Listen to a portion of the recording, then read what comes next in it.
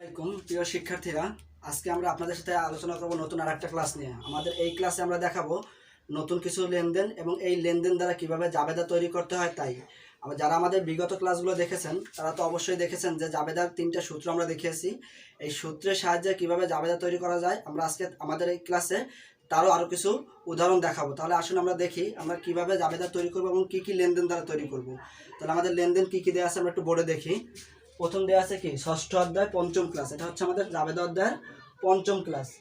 জনাব আশরাফুল 1 মার্চ 2013 সালে 20,000 টাকা নগদ, 10,000 টাকার আসবাবপত্র এবং 8,000 টাকার পণ্য নিয়ে ব্যবসা আরম্ভ করে। জনাব আশরাফুল 1 মার্চ 2013 সালে 20,000 টাকা নগদ, 10,000 টাকার আসবাবপত্র এবং 8,000 টাকা পণ্য নিয়ে ব্যবসা আরম্ভ করে। এর পরবর্তী লেনদেনগুলো কি কি আছে? এর পরবর্তী লেনদেন আছে মার্চ 3% বাট্টায় পণ্য বিক্রয় করা হলো 12,000 টাকা। 3% বাট্টায় পণ্য বিক্রয় করা হলো 12,000 টাকা। তাহলে এর পরের লেনদেনটা কি আছে? এর পরের লেনদেন আছে মার্চ 7 25,000 টাকার পণ্য ক্রয়, যার 30% চেকে এবং 40% নগদে পরিশোধ। 25,000 টাকার পণ্য ক্রয়, যার 30% চেকে এবং 40% নগদে পরিশোধ।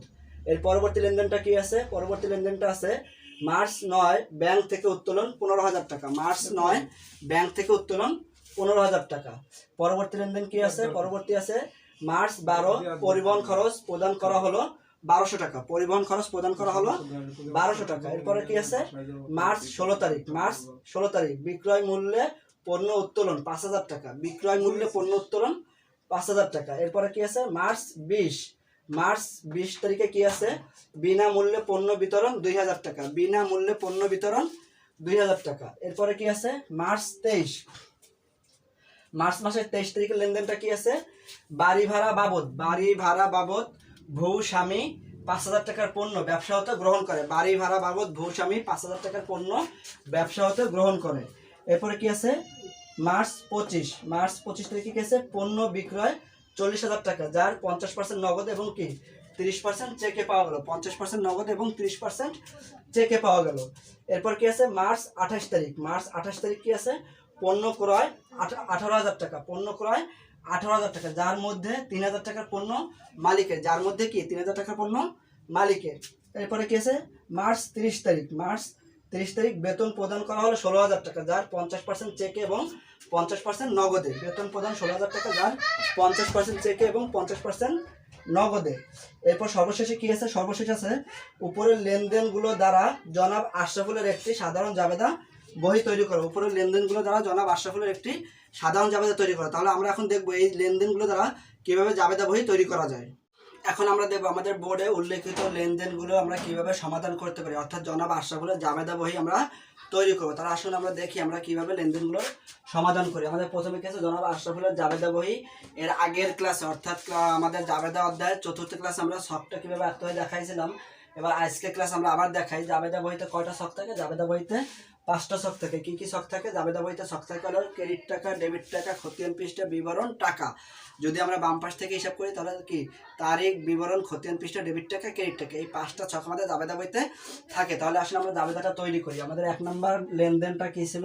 আমাদের 1 নম্বর অর্থাৎ মার্চ 2001 তারিখের লেনদেন। মার্চ 2013 সালের মার্চ মাসে 1 তারিখের লেনদেনটা কি ছিল? 2013 সালের মার্চ মাসের 1 তারিখের লেনদেনটা ছিল জনাব আশরাফুল নগদ 20,000 টাকা, 10,000 টাকা আসবাবপত্র এবং কি 8,000 টাকার পণ্য নিয়ে ব্যবসা শুরু করে। 8,000 টাকার পণ্য নিয়ে ব্যবসা শুরু করে। তাহলে আমাদের জাবেদাটা কি হবে? জাবেদা হবে নগদান হিসাব ডেবিট, আসবাবপত্র হিসাব ডেবিট, ক্রয় হিসাব ডেবিট এবং মূলধন হিসাব ক্রেডিট। তাহলে যদি নগদান হিসাব ডেবিট, আসবাবপত্র হিসাব ডেবিট, ক্রয় হিসাব ডেবিট কেন হবে?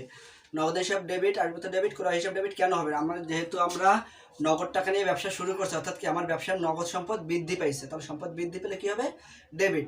আসবাবপত্র নিয়ে ব্যবসা শুরু করেছে, তার মানে কি আমাদের ব্যবসায় আসবাবপত্র বৃদ্ধি পাইছে, তাহলে কি আসবাবপত্র হিসাবও ডেবিট। এবং ক্রয়টা কি? ক্রয়টা আমার ব্যয়, মানে কি ব্যবসার ব্যয়টাও বৃদ্ধি পাইছে। তাহলে এটা কি হবে? ব্যবসার ব্যয়টাও যদি বৃদ্ধি পায় তাহলে কি হবে? ব্যয় বৃদ্ধি পেলেও ডেবিট হয়। এবং এই তিনটার সমন্বয় কি হবে? আমাদের মূলধন। এই তিনটার সমন্বয় কি? আমার মূলধন। আর মূলধন সবসময়ের জন্য ক্রেডিট হয়। মূলধন কি? সবসময়ের জন্য ক্রেডিট হয়। মূলধন কখনো ডেবিট হয় না। তাহলে মূলধন যেহেতু কখনো ডেবিট হয় না, তাহলে আমাদের এই তিনটা মিলে হবে কি? ক্রেডিট। আর একটা কথা সবসময় মনে রাখতে হবে যে আপনার ডেবিট এবং ক্রেডিট সবসময় কি সমান হবে, ডেবিট এবং ক্রেডিট সবসময়ের জন্য সমান হবে, কখনো ডেবিট এবং ক্রেডিট কম বেশি হবে না। যদি ডেবিট এবং ক্রেডিট কম বেশি হয় তাহলে মনে করবেন কি অঙ্কে ভুল আছে। তাহলে আমরা দেখি আমরা টাকাটা কিভাবে লিখব। আমাদের নগদান হিসাব ডেবিট, আসবাবপত্র হিসাব ডেবিট, ক্রয় হিসাব ডেবিট এবং মূলধন হিসাব ক্রেডিট। তাহলে ডেবিটে আছে কি কি, নগদান, আসবাবপত্র এবং ক্রয়। নগদ আছে কত 20,000 টাকা, আসবাবপত্র 10,000 টাকা এবং ক্রয় কত 8,000 টাকা, ক্রয় কত 8,000 টাকা। তাহলে এই তিনটে মিলে কত হয় 20 আর 10 30 আর 8 38, তিনটে মিলে হয় 38,000 টাকা, ক্রেডিটে মূলধন 38,000 টাকা। এই হচ্ছে আমাদের মার্চ 1 তারিখের লেনদেনের যাবে। এবার মার্চ 3 তারিখের লেনদেনে কি আছে, মার্চ 3 তারিখের লেনদেনে আছে যে 3% বাট্টায়, 3% বাট্টায় পণ্য বিক্রয়, 3% বাট্টায় কি পণ্য বিক্রয়। তাহলে 3% বাট্টায় যদি আমি পণ্য বিক্রয় করি, এইখানে বাট্টাটা শুধুমাত্র আপনার হিসাব করে বাদ দিতে হয়, কোনো বাট্টা নামে কোনো হিসাব লেখা হয় না। কারণ কি এটা হচ্ছে কারবারি বাট্টা, অর্থাৎ কারবারি বাট্টা নামে কখনো কোনো হিসাব হয় না, কারবারি বাট্টা নামে কখনো কোনো হিসাব হয় না। আসলে আমাদের আগে বুঝতে হবে যে কারবারি বাট্টাটা কি। মনে করেন আপনি একটা দোকানে গেলেন সদাই কিনতে, সেইখান থেকে আপনি 1020 টাকা সদাই কিনলেন, তখন দোকানদার আপনাকে বললো স্যার আপনি 1000 টাকা দেন, 20 টাকা আপনার দেওয়া লাগবে না। এই যে দোকানদার 20 টাকা ছাড় দিছে, এই 20 টাকায় কি কারবারি বাট্টা, এই 20 টাকাই কারবারি বাট্টা। এই টাকাটা শুধুমাত্র টাকা থেকে বাদ যায়, বাট এই টাকাটা কখনো হিসাবে দেখানো হয় না, হিসাবে দেখানো মানে আলাদা এই টাকার জন্য আলাদা কোনো এন্ট্রি লেখা হয় না, শুধুমাত্র মূল যে টাকা থাকে ওইখান থেকে বাদ দিতে হয়। তাহলে আমরা দেখি আমরা জাবেদাটা কিভাবে করব। বিক্রয় হিসাব কত, বিক্রয় হিসাব কি হবে ক্রেডিট এবং নগদ হিসাব ডেবিট। কেন বিক্রয় হিসাব ক্রেডিট হবে এবং কেন নগদ হিসাব ডেবিট হবে। তাহলে নগদ ডেবিট হওয়ার কারণ কি, নগদ ডেবিট হওয়ার কারণ হচ্ছে আমরা নগদে বিক্রয় করছি, অর্থাৎ কি আমাদের বিক্রয় করার ফলে সম্পদ বৃদ্ধি পাইছে বা নগদ সম্পদটা বৃদ্ধি পাইছে। তাহলে সম্পদ বৃদ্ধি পেলে কি হবে, সম্পদ বৃদ্ধি পেলে হবে ডেবিট, সম্পদ বৃদ্ধি পেলে হবে ডেবিট এবং হ্রাস পেলে কি হবে ক্রেডিট। তাহলে আমাদের কি এখানে সম্পদ বৃদ্ধি পাইছে তাই নগদের হিসাব ডেবিট হয়েছে এবং কি বিক্রয় হিসাব ক্রেডিট হয়েছে। কেন, আমরা যদি নামেক হিসাবে যাই তাহলে কি সমস্ত প্রকার আয় ক্রেডিট, সমস্ত প্রকার আয় কি ক্রেডিট। তাহলে বিক্রয়টা আমার আয়, যেহেতু আয় নামে কোনো হিসাব হয় না, তার মানে কি আমার যে মাধ্যম থেকে আমরা আয় করি ওই মাধ্যমটাই কি আমাদের ক্রেডিট হয়। তাহলে আমরা কোন মাধ্যমে আয় করছি, আমরা আয় করছি বিক্রয়ের মাধ্যমে, এই জন্য কি আমাদের বিক্রয়টাই ক্রেডিট হয়েছে। এবার আমরা বাট্টাটা কিভাবে লিখবো, এখানে সরাসরি বাট্টাটা লেখা যাবে না, শুধুমাত্র টাকা থেকে বাদ দিতে হবে। তাহলে আমাদের টাকা কত ছিল 12,000 টাকা, কত টাকা ছিল 12,000 টাকা। তাহলে 12,000 টাকা যদি আমরা 3% করি তাহলে কত আসে 360 টাকা। তাহলে 12,000 টাকা থেকে যদি 360 টাকা আমরা বাদ দেই তাহলে থাকে কত 11,640 টাকা, 11,640 টাকা। এই হচ্ছে আমাদের 3 তারিখের যাবে লেনদেনের যাবে, 3 তারিখের লেনদেনের যাবে। এরপর আছে কি 7 তারিখ, এরপর আছে 7 তারিখ। 7 তারিখে কি আছে, পণ্য ক্রয় 25,000 টাকা, যার 30% নগদে 40% চেকে, 30% নগদে 40% চেকে পরিশোধ করা হলো। তাহলে পণ্য ক্রয় 25,000 টাকা, তাহলে ক্রয় করছি কত 25,000 টাকা এবং দিছি কত 30% চেকে, নগদে 40% চেকে।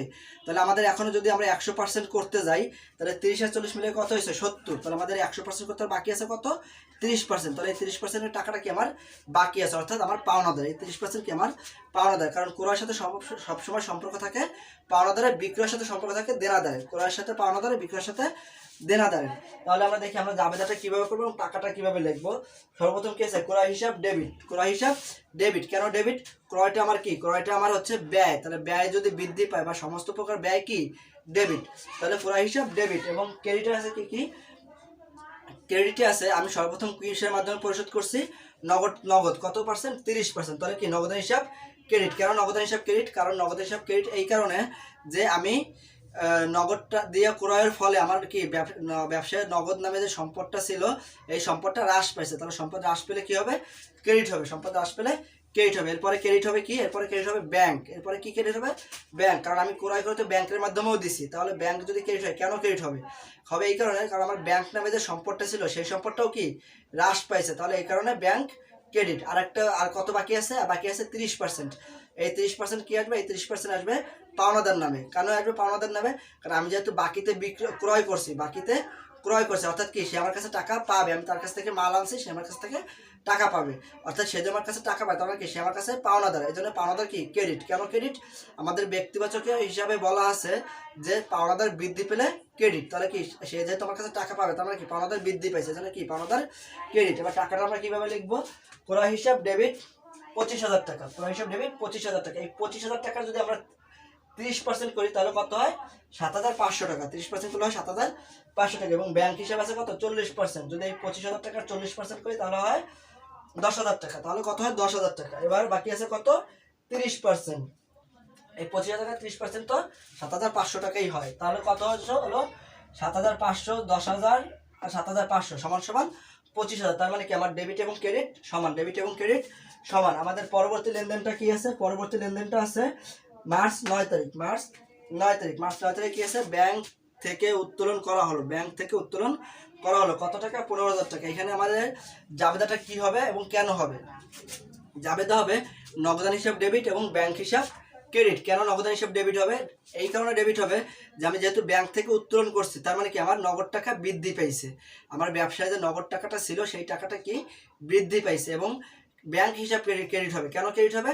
আমার ব্যাংক নামে যে সম্পদটা ছিল ওইখান থেকে আমি টাকা উঠাইছি। তো ব্যাংক থেকে টাকা উঠানোর কারণে ব্যাংক থেকে আমার কি সম্পদ কমছে এবং কি নগদের সম্পদ বৃদ্ধি পাইছে। তাহলে আমাদের সম্পত্তিবাচক হিসাবে কি ছিল? সম্পদ বৃদ্ধি পেলে ডেবিট, হ্রাস পেলে ক্রেডিট। অর্থাৎ কি যেহেতু ব্যাংক হ্রাস পাইছে ব্যাংক ক্রেডিট, নগদ বৃদ্ধি পাইছে নগদ ডেবিট। কত টাকা? 15,000 টাকা। 15,000 টাকা। আমাদের 9 নম্বর লেনদেনটা কি হবে? 9 নম্বর লেনদেনটা হবে নগদান হিসাব ডেবিট, ব্যাংক হিসাব ক্রেডিট। এই হচ্ছে আমাদের 9 নম্বর লেনদেন।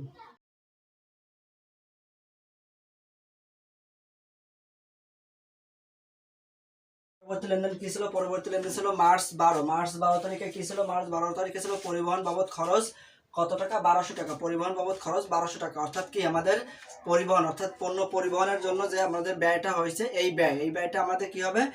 সমস্ত প্রকার খরচ বা ক্ষতি কি? সমস্ত প্রকার খরচ বা ক্ষতি ডেবিট। তাহলে পরিবহন ব্যয়টা কি হবে আমাদের? ডেবিট। এবং ক্রেডিট হবে কি? নগদান হিসাব। কেন নগদান হিসাব? কারণ নগদ টাকার মাধ্যমে কি আমরা ব্যয়টা করছি। তার নগদ টাকার মাধ্যমে ব্যয় করার ফলে আমাদের কি হয়েছে? আমাদের নগদ সম্পদ হ্রাস পাইছে। তাহলে কি হবে? পরিবহন হিসাব ডেবিট এবং কি নগদান হিসাব ক্রেডিট। কত টাকা? 1200 টাকা। 1200 টাকা। এরপরটা কি আছে? এরপরটা আছে বিক্রয় মূল্যে পণ্য উত্তোলন। বিক্রয় মূল্যে পণ্য উত্তোলন কত টাকা? 5,000 টাকা। তাহলে কি আমরা বিক্রয় মূল্যের দ্বারা পণ্য উত্তোলন করছি। অর্থাৎ কি মালিক ব্যবসা থেকে পণ্য নিছে কিন্তু বিক্রয় মূল্যে, কিন্তু কি মূল্য নিছে? বিক্রয় মূল্য। যদি মালিক শুধু ব্যবসা থেকে পণ্য উত্তোলন করতো সেই ক্ষেত্রে আমরা কি করতাম? ক্রয়টা ক্রেডিট করতাম। ক্রয়টা ক্রেডিট করতাম। যেহেতু বিক্রয় মূল্য নিছে অর্থাৎ আমরা যদি একটা মাল 1 টাকায় ক্রয় করে 3 টাকায় বিক্রি করি, মালিক সেই 3 টাকা দিয়েই কি পণ্যটা ক্রয় করছে। 3 টাকা দিয়ে পণ্যটা ক্রয় করছে। অর্থাৎ কি হবে? বিক্রয় মূল্য। অর্থাৎ এই জন্য কি হবে? বিক্রয় হিসাব হবে। তাহলে মালিক নিলে কি হয়? মালিক নিলে হয় উত্তোলন। যেহেতু মালিক নিছে তার জন্য কি হবে? উত্তোলন হিসাব ডেবিট। উত্তোলন হিসাব ডেবিট। এবং কি কিসের দ্বারা নিছে? বিক্রয় মূল্যের মাধ্যমে নিছে। এই জন্য কি হবে? বিক্রয় ক্রেডিট। বিক্রয় ক্রেডিট কত টাকা? 5,000 টাকা। 5,000 টাকা। এবার এরপরে আমাদের কি আছে? পরে আছে মার্চ 20 তারিখ। মার্চ 20 তারিখ বিজ্ঞাপন বিনামূল্যে পণ্য বিতরণ করা হলো কত টাকা? 2,000 টাকা। বিনামূল্যে পণ্য বিতরণ করা হলো 2,000 টাকা। তাহলে এটা কি হবে? আমাদের বিজ্ঞাপন। কেন? আমরা অনেক সময় রাস্তায় দেখি যে কোম্পানির প্রচারের স্বার্থে অনেক কিছু ফ্রি খাওয়ানো হয় বা দেখানো হয়। তাহলে সেই ক্ষেত্রে আমাদের কি হয়? এটা কোম্পানির বিজ্ঞাপন হয়। তাহলে বিজ্ঞাপনটা কি? আমার একটা ব্যয়। বিজ্ঞাপনটা একটা কি? ব্যয়। তাহলে ব্যয়টা কি হবে? ব্যয়টা হবে ডেবিট। অর্থাৎ কি ব্যয় নামে যেহেতু কোনো হিসাব হয় না, হিসাবটা হয় কি নামে? যে কারণে আমরা ব্যয়টা করি সেই কারণে। তাহলে আমাদের কি কারণে আমরা ব্যয় করছি? বিজ্ঞাপনের জন্য আমরা ব্যয় করছি। তাহলে কি হবে? বিজ্ঞাপন হিসাব ডেবিট। এবং কিসের দ্বারা ব্যয় করছি? আমরা পণ্য দিয়ে ব্যয় করছি। অর্থাৎ কি আমরা যে পণ্যটা ক্রয় করছিলাম সেই পণ্যটা কি হ্রাস পাইছে। তার হ্রাস পাওয়ার ফলে কি আমাদের কি হ্রাস পাইছে? পণ্য হ্রাস পাইছে। এই জন্য কি হবে? ক্রয় হ্রাস পাইছে। তাহলে ক্রয় হ্রাস পেলে কি হবে? ক্রেডিট হবে। হ্রাস পেলে কি হবে? ক্রেডিট হবে। অর্থাৎ কি বিজ্ঞাপন হিসাব ডেবিট 2,000 টাকা আর কি ক্রয় হিসাব ডেবিট ক্রেডিট 2,000 টাকা। বিজ্ঞাপন হিসাব ডেবিট 2,000 টাকা, ক্রয় হিসাব ডেবিট 2,000 ক্রেডিট 2,000 টাকা। এর পরবর্তীতে কি আছে? এর পরবর্তী আছে মার্চ 23। মার্চ 23-এ কি আছে? বাড়ি ভাড়া বাবদ ভূস্বামী ব্যবসা হতে 5,000 টাকার পণ্য উত্তোলন করছেন বা 5,000 টাকার পণ্য গ্রহণ করছেন। 5,000 টাকা পণ্য গ্রহণ করছে। কে গ্রহণ করছে? ভূস্বামী। অর্থাৎ কি আমরা যেখানে মানে যে বাড়িতে আমাদের ব্যবসায়ী প্রতিষ্ঠান বা অফিস আছে সেই বাড়ির যে মালিক তার বাড়ির ভাড়া বাবদ ব্যবসা থেকে বা আমাদের কাছ থেকে 5,000 টাকার পণ্য নিছে। 5,000 টাকার পণ্য নিছে। তাহলে আমাদের এটা কি বাবদ খরচ হয়েছে? বাড়ি ভাড়া বাবদ। কি বাবদ খরচ হয়েছে? বাড়ি ভাড়া বাবদ। অর্থাৎ কি হবে? আমাদের বাড়ি ভাড়া হিসাব ডেবিট, কারণ কি সমস্ত প্রকার খরচ বা ক্ষতি কি ডেবিট, তাহলে বাড়ি ভাড়া হিসাব ডেবিট। এবার যদি আমরা বাড়ি ভাড়াটা নগদে দিতাম তাহলে কি নগদান ক্রেডিট হইতো, যদি আমরা চেক দিতাম তাহলে কি চেক ক্রেডিট হইতো, কিন্তু আমরা এখানে নগদও দিই না চেকও দিই না, আমরা কি দিছি, আমরা পণ্য দিছি। তো সেই ক্ষেত্রে কি আমাদের যে ক্রয়টা ছিল ক্রয়টা হ্রাস পাইছে, তাহলে হ্রাস পেলে কি হবে, ক্রেডিট হবে, হ্রাস পেলে কি হবে, ক্রেডিট হবে, অর্থাৎ কি ক্রয় হিসাব ক্রেডিট। কত টাকা, 5,000 টাকা। তাহলে আমাদের জাবেদাটা কি হবে, বাড়ি ভাড়া হিসাব ডেবিট 5,000 টাকা, ক্রয় হিসাব ক্রেডিট 5,000 টাকা। এবার আমাদের পরবর্তী লেনদেনটা কি আছে, পরবর্তী লেনদেনটা আছে 25 তারিখ, পণ্য ক্রয় 18,000 টাকা, 25 তারিখ পণ্য বিক্রয় 40,000 টাকা, যার 50% নগদে 30% চেকে পাওয়া গেল। পণ্য বিক্রয় 40,000 টাকা, যার 50% নগদে, মানে অর্থাৎ অর্ধেক নগদ পাইছি এবং 30% চেকে পাইছি। তাহলে আমাদের বাকি থাকে কত, কারণ আমরা সাধারণত জানি 100% হয়, 100%-এর ভিতরে আমরা 50, 30, 80% পাইছি, তাহলে বাকি আছে কত, 20%। তার মানে কি এই 20% আমরা বাকি রয়েছে, মানে একটা লোক যদি 100 টাকার মাল কেনে, সে মাল কিনে আমার 50 টাকা নগদ দিছে, 30 টাকার একটা চেক দিছে, তাহলে কত হলো, 50 আর 30 80 টাকা হলো, মানে কি 20 টাকা তার কাছে আমি পাবো, অর্থাৎ সে আমার কাছে দেনাদার, তাহলে আমাদের জাবেদাটা কি হবে, নগদান হিসাব ডেবিট, দেনাদার হিসাব ডেবিট এবং কি বিক্রয় হিসাব ক্রেডিট। কেন দেনাদার, এই জায়গা দেনাদার নগদান হিসাব শুধুমাত্র একটাই কেন আসবে, ব্যাংক কেন আসবে না, চেক উল্লেখ থাকার পরেও ব্যাংক কেন আসবে না, চেক উল্লেখ থাকার পরেও ব্যাংক এই কারণে আসবে না, কারণ নগদ চেক পাওয়া মানে কি নগদ টাকা পাওয়া, চেক পাওয়া মানে নগদ টাকা পাওয়া, এই জন্য ব্যাংক চেক পাইলেও এখানে নগদ হিসাবেই উল্লেখ করা হয়, নগদ হিসাবেই উল্লেখ করা হয়। তাহলে আমাদের জাবেদাটা কি হবে, নগদান হিসাব ডেবিট, দেনাদার হিসাব ডেবিট এবং বিক্রয় হিসাব ক্রেডিট। এবার আমরা টাকাটা কিভাবে বসাবো, যেহেতু আমাদের এখানে উল্লেখ আছে চেক, কিন্তু আমরা লিখছি কি শুধু নগদ, ব্যাংক লেখিনি, তাহলে টাকাটা কিভাবে বসাবো, আমাদের নগদের ছিল কত 50%, তাহলে 40,000 টাকার 50% কত, 20,000 টাকা। এবার চেক পাইছি কত টাকা, 30%, চেক পাইছি 30%, তার মানে কি আমার চেক পাওয়া যেহেতু নগদ টাকা পাওয়া, এই জন্য আমি নগদ দুইবার না লিখে একবারে নগদের সাথে যোগ করে দিচ্ছি, একবারে কি করছি, নগদের সাথে যোগ করে দিচ্ছি। তাহলে যদি চেক কত পার্সেন্ট পাইছিলাম, 30%, 40,000 টাকা 30% করলে কত হয়, 12,000 টাকা, 40,000 টাকা 30% 12,000 টাকা। তাহলে কত হলো, নগদান ছিল কত, 20,000 টাকা এবং চেক পাইছি 12,000 টাকা, কত হলো 32,000 টাকা, এই যে আমাদের 32,000 টাকা, এবং আমার বাকি ছিল কত, 20%, তার মানে কি 20% আমার বাকিতে বিক্রয় করছে, অর্থাৎ দেনাদার। তাহলে দেনাদার হিসাব ডেবিট কত টাকা, 8,000 টাকা, তাহলে 32 আর 8 কত, 40,000। এবার বিক্রয় হিসাব ক্রেডিট 40,000 টাকা, অর্থাৎ আমার কি ডেবিট ক্রেডিট সমান হতে হবে, ডেবিট ক্রেডিট সমান কি হতে হবে, তাহলে 40,000 আর 40,000, এই হচ্ছে আমাদের কি কত নম্বর লেনদেন, মার্চ 25 তারিখের লেনদেন হচ্ছে কি, নগদান হিসাব ডেবিট 32,000 টাকা, দেনাদার হিসাব ডেবিট 8,000 টাকা এবং বিক্রয় হিসাব ক্রেডিট 40,000 টাকা। আমাদের পরবর্তী লেনদেন ছিল মার্চ 28 তারিখ, কি ছিল লেনদেনটা, ক্রয় করা হলো, আমাদের পরবর্তী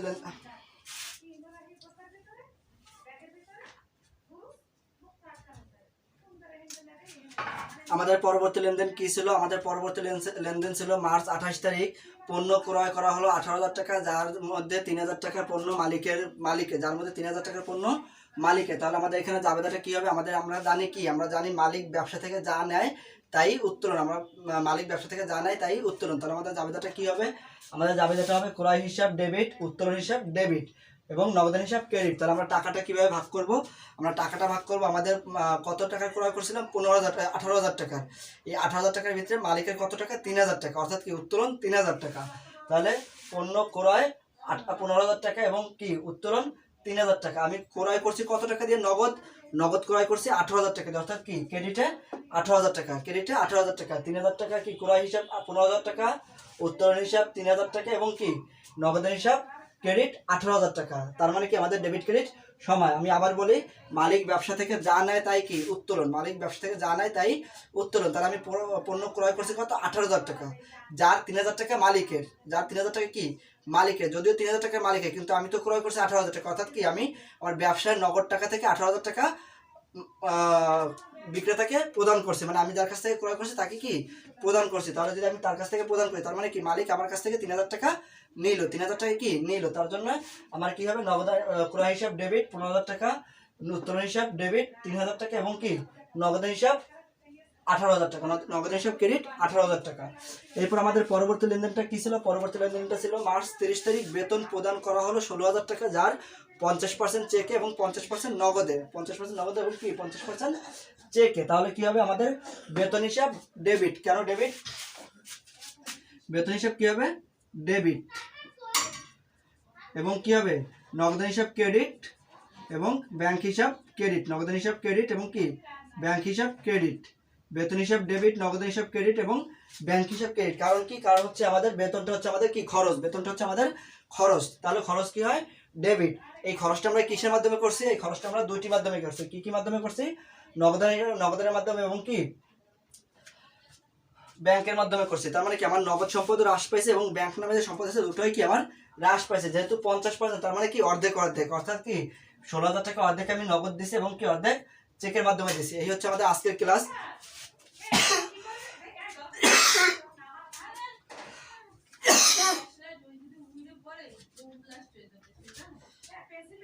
তার মানে কি আমার বেতনটা কি আমার খরচ, অর্থাৎ কি আমি বেতনটা আমার খরচের কারণে কি আমার ডেবিট হয়েছে, খরচের কারণে কি আমার ডেবিট হয়েছে, অর্থাৎ কি 16,000 টাকা আমার ডেবিট। এবং বেতনটা আমি কিসের মাধ্যমে দিছি, নগদের মাধ্যমে অর্ধেক দিছি আর কি চেকের মাধ্যমে অর্ধেক দিছি, মানে অর্ধেক আমি নগদ টাকা দিছি, অর্ধেক ব্যাংক থেকে দিছি। তাহলে কি নগদের হিসাব ডেবিট 8,000 টাকা, যেহেতু আমার এখানে 50% বলা আছে, তার মানে কি আমি নগদে অর্ধেক দিছি এবং কি ব্যাংকের মধ্যে অর্ধেক দিছি। তাহলে 16,000 টাকা অর্ধেক কত 8,000 টাকা, তাহলে 8,000 টাকা দিছি আমি নগদ, 8,000 টাকা দিছি কি আমি চেকের মাধ্যমে। তাহলে আমার জাবেদা কি হবে, জাবেদা হবে বেতন হিসাব ডেবিট 16,000 টাকা, নগদান হিসাব ক্রেডিট 8,000 টাকা, ব্যাংক হিসাব ক্রেডিট 8,000 টাকা। এবার দেখেন, আমি আপনাদের গত ক্লাসেও বলছিলাম যে আমরা কেন এই বেতন বা ডেবিট থেকে ক্রেডিটটা একটু সরিয়ে লিখি, মানে ডান পাশে সরাই লেখা হয়। দেখেন এখানে লেখা আছে ক্রয় হিসাব ডেবিট এবং নগদান হিসাবও ডেবিট। আমার এখানে কিন্তু এই হিসাবটা আমার ভুল আছে, কারণ কি আমার একটা হবে ডেবিট, একটা হবে ক্রেডিট। কিন্তু যদি আমি এই হিসাবটা নগদানটা এইখানে না লিখে একটু সরিয়ে লিখতাম, মানে এইখান থেকে লিখতাম নগদান হিসাব, তাহলে আমার এইখানে আমি ভুল করলেও ওইটা সঠিক হিসাবে গণ্য হতো। এখানে আমি ভুল করলেও ওইটা কি সঠিক হিসাবে গণ্য হতো। আমাদের একটু ডান পাশে সরাই রাখার মূল কারণটা হচ্ছে এইটাই, যে আমি যদি কখনো ভুলে দুইটা ডেবিট লেখাও ফেলাই, একটু সরাই রাখার কারণে কি আমার এটা সঠিক হিসাবে গণ্য হবে, এটা সঠিক হিসাবে গণ্য হবে। এই হচ্ছে আমাদের আজকের জাবেদার 5ম ক্লাস। এই ক্লাসে আমরা নতুন কিছু লেনদেন দ্বারা নতুন কিছু জাবেদা শিখলাম। আপনাদের যদি আমাদের এই জাবেদাগুলো বুঝতে কোনো সমস্যা হয়, অবশ্যই আমাদের প্রথম ক্লাসগুলো দেখবেন এবং তারপরেও যদি বুঝতে না পারেন অবশ্যই আমাদেরকে কমেন্ট করে জানাবেন, আমরা ইনশাআল্লাহ সমাধান করার